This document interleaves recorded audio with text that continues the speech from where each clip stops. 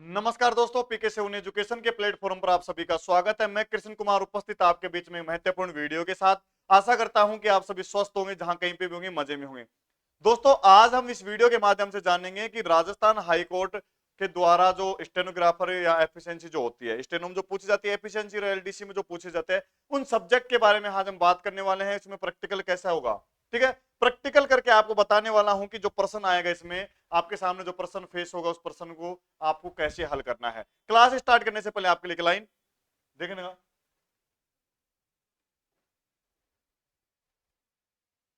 परीक्षा की तैयारी कर रहा हूं मैं, परीक्षा की तैयारी कर रहा हूं मैं, सिलेक्शन पाने के लिए एक दिन मेरा नाम ही काफी रह जाएगा इस जमाने के लिए। कि परीक्षा की तैयारी कर रहा हूं मैं, सिलेक्शन पाने के लिए एक दिन मेरा नाम ही काफी रह जाएगा इस जमाने के लिए। इसी ऊर्जावान क्लास को आगे बढ़ाते हुए आज की क्लास स्टार्ट करते हैं।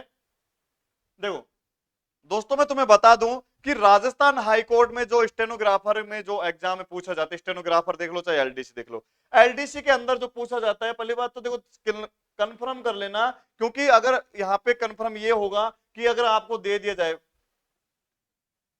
2007 का वर्जन ही पूछा जाएगा, एमएस वर्ड 2007 होगा। कौन सा होगा? 2007 होगा।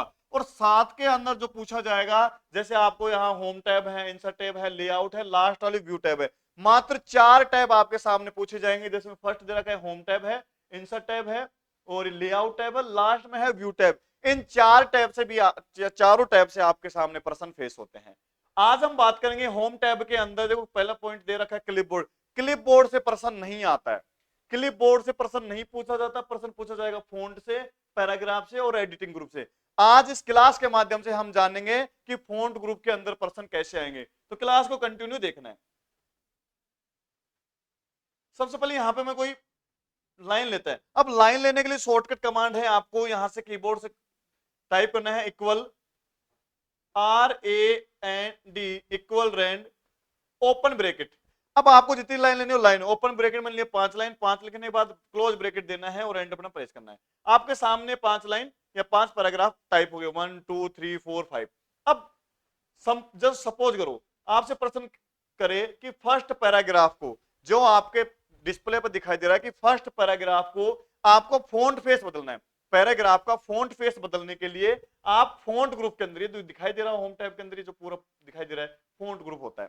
अब फॉन्ट ग्रुप में जो पहला पैराग्राफ मैंने सेलेक्ट कर लिया, सेलेक्ट करने के बाद जो फर्स्ट ऑप्शन होता है इसे बोलता है फॉन्ट फेस। किसी भी सेंटेंस का, किसी भी पैराग्राफ का, किसी भी टेक्स्ट का फॉन्ट फेस चेंज करने के लिए आप यहां पे क्लिक करो, तीर के निशान पे क्लिक करके आप कोई भी फॉन्ट फेस ले सकते हो। अगर बात करें स्टेनोग्राफर के अंदर, तो स्टेनोग्राफर के अंदर एक ही फॉन्ट फेस यूज होता है, जो होता है क्रुतिदेव 0.10। किसी भी टेक्स्ट को हिंदी में बदलने के लिए, ये जैसे मान लो आपके पास ये टेक्स्ट लिखा है, किसी भी टेक्स्ट को हिंदी में बदलने के लिए आप क्रुतिदेव 0.10 का उपयोग कर सकते हो। जैसे मान लो मैंने पैराग्राफ सेलेक्ट किया, सेलेक्ट करने के बाद यहाँ तीर के निशान पे क्लिक करके, और यहां से यहाँ पे दिखाई दे रहा है 0.10, यहां पे मैंने क्लिक किया। अब आप देख सकते हो कि संपूर्ण पैराग्राफ, ये जो पैराग्राफ था, ये पैराग्राफ हिंदी में बदल गया है। समझ में आया कि पैराग्राफ को हिंदी में बदलने के लिए फॉन्ट में से जाकर, फॉन्ट फेस में जाकर क्रुति देव, देखो यहाँ पे लिखा हुआ है क्रुति देव 0.10, क्रुति देव 0.10 का उपयोग करके आप अपने फॉन्ट का फॉन्ट फेस बदल सकते हैं। Second question, second question, paragraph second को या पैराग्राफ सेकंड टेक्स्ट को जो दे रखा है, इसको सेलेक्ट करके फॉन्ट साइज रखना है 23 का। अब यहां आपने सेलेक्ट तो कर लिया, अब फॉन्ट फेस के अगला वाला जो ग्रुप होता है, फॉन्ट फेस आपने बदल लिया कि आपने जो भी टेक्स्ट लिखा था ये सारा टेक्स्ट हिंदी में आ गया, ठीक है। अब सेकंड टेक्स्ट को क्या करना है? सेकंड टेक्स्ट को प्रश्न दिया है कि सेकंड टेक्स्ट के अंदर आपको फॉन्ट साइज 23 का रखना है। देखो यहाँ पे आप जब तीर के निशान पे क्लिक करते हो, तो यहाँ पे दे रखा 8 9 10 11 12 13 14 16 16 18 20 22 24 26, जबकि यहाँ पे 23 का फॉन्ट नहीं है। तो 23 का फॉन्ट नहीं है, तो आप यहाँ पे टाइप कर सकते हो, यहां पे आप टाइप कर सकते खुद से 23 लिखने के बाद एंटर बटन प्रेस करो। आप देख सकते हो कि आपने जो फॉन्ट लिया था उस फॉन्ट का साइज 23 हो गया है। जैसा कि प्रश्न में पूछा गया कि सेकंड पैराग्राफ को, सेकंड पैराग्राफ को फॉन्ट साइज 23 का रखना है। अगर 23 डायलॉग बॉक्स में ना हो, इस पट्टी पर तीर के निशान पर क्लिक करके अगर ना मिले, तो आप अपने खुद से भी टाइप कर सकते हैं कीबोर्ड के द्वारा। अगली लाइन में समझने का प्रयास करना कि पैराग्राफ थर्ड को, ये पैराग्राफ हो गया थर्ड, इसको सेलेक्ट कर लेते हैं। ये पैराग्राफ ले लिया मैंने, पैराग्राफ थर्ड ले लिया। अब इस पैराग्राफ को सेलेक्ट करके पर्सन दे दें कि थर्ड पैराग्राफ को सेलेक्ट करके आपको 2 बार ग्रो करना है। ग्रो को बोलता है इंक्रीज, ग्रो की बात है कि पैराग्राफ थर्ड को सेलेक्ट करके 2 बार ग्रो करना है। तो मैंने पैराग्राफ थर्ड को सेलेक्ट कर लिया, सेलेक्ट कर लिया ना, तो यहाँ पे फोंट फेस के अगला फोंट साइज है, फोंट साइज का अगला जो पॉइंट दे रखा है यहाँ पे है ग्रो। ग्रो यानी होता है इंक्रीज, बढ़ाना। तो यहाँ पे 2 बार पूछा, तो 1 और 2, 2 बार क्लिक करते यहां से फोंट साइज बढ़ गया है। क्या पूछा था कि पैराग्राफ को सेलेक्ट करके 2 बार ग्रो करना है। अगर पूछ लिया जाए कि पैराग्राफ को सेलेक्ट करके 3 बार श्रिंक करना या डिक्रीज करना है, तो अभी आपने 2 बार किया, उसका अगला पॉइंट है श्रिंक, 1 2 3, 3 बार क्लिक करते यहाँ पे साइज भी ऑटोमेटिक चेंज हो गया, 11 का साइज हो गया, और आपका जो फोंट था उसका भी साइज कम हो गया। इंक्रीज और डिक्रीज यही होता है। नेक्स्ट दे रखा है पर्सन सुनना कि संपूर्ण पैराग्राफ को सेलेक्ट करके, संपूर्ण पैराग्राफ को सेलेक्ट करके आपको कृतिदेव 0.10 रखना है, कृतिदेव 0.10 रखना है।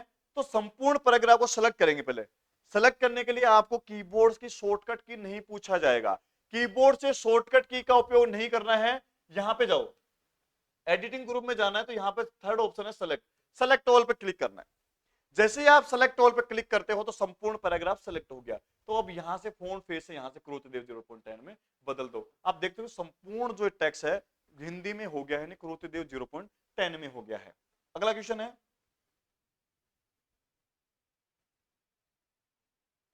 फिफ्थ पैराग्राफ को सेलेक्ट करके, फिफ्थ पैराग्राफ को सेलेक्ट करके फोंट का कलर रखना है रेड। तो यहां पे ध्यान दो, रेड पूछा है तो यहां पे फोंट का कलर है रेड, तो यहां से फोंट का कलर बदल दो रेड, ये फोंट का कलर हो गया। आप देख सकते हो यहां पे जो फोंट है उसका कलर चेंज हो गया है। फिर से रिपीट करता हूं, सभी को एक साथ फिर से देखना कि संपूर्ण पैराग्राफ को पहले सेलेक्ट करो। मैंने यहां से सेलेक्ट कर लिया, संपूर्ण को सेलेक्ट हो गया। सेलेक्ट करने के बाद पहले यहां से जो फोंट फेस है, यहां से फोंट फेस से आप इसको, जैसे आपसे पूछा जाए, जैसे नॉर्मली तो कैलिबरी होता है, ये फोंट फेस हो गया। अब आपको हिंदी में बदलना है, तो हिंदी में बदलने के लिए आप यहां क्लिक करो, क्लिक करके यहां से कृतिदेव 0.10 का उपयोग करो। सेकंड ऑप्शन दे रखा है यहां से फोंट साइज, फोंट साइज मान लो आपसे कुछ भी बड़ा या पूछ ले, जैसे यहाँ पे जो फोंट साइज नहीं दे रखा है, जैसे 25 का साइज नहीं है, तो यहां क्लिक करके, यहां क्लिक करके आप फोंट साइज 25 का खुद से रख सकते हैं।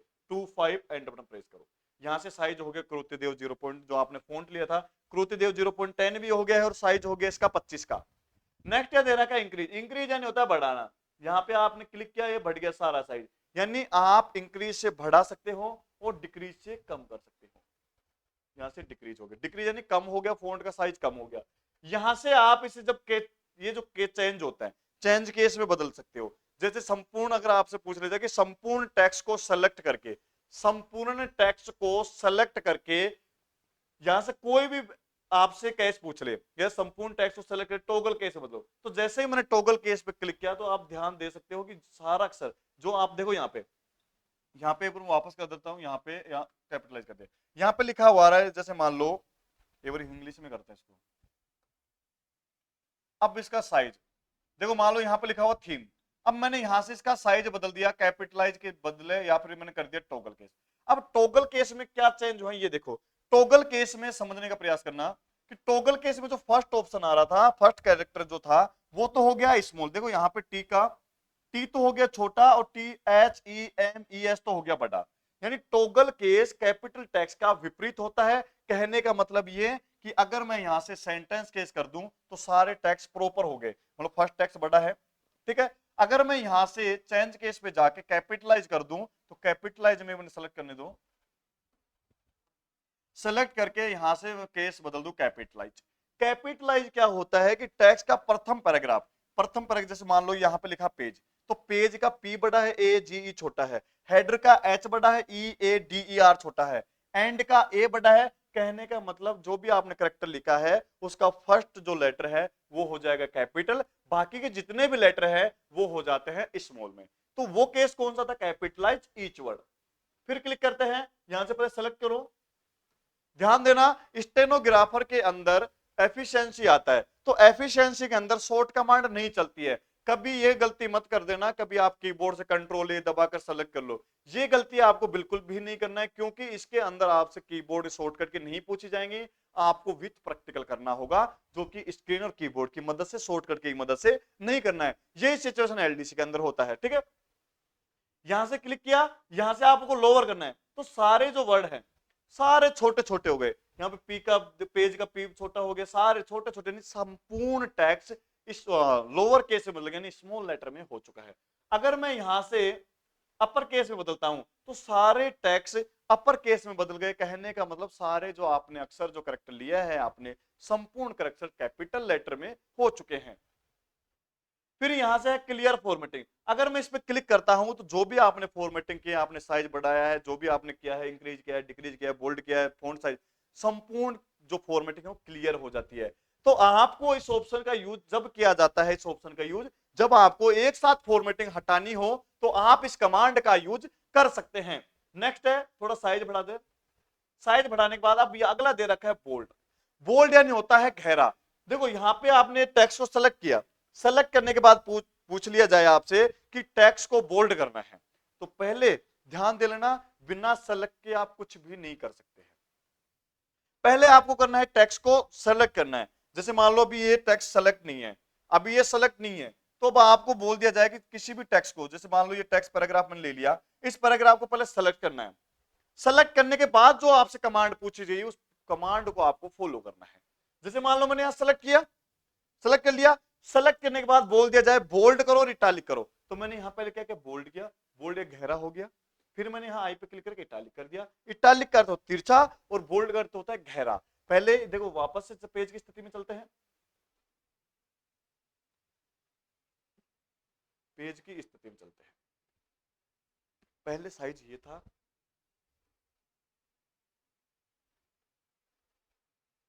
अब ध्यान दे, बोल्ड कर लिया, इटालिक कर लिया। अब पूछ लिया जाए आपसे कि प्रथम पैराग्राफ को सेलेक्ट करके, प्रथम पैराग्राफ को सेलेक्ट करो, तो सेलेक्ट कर लिया।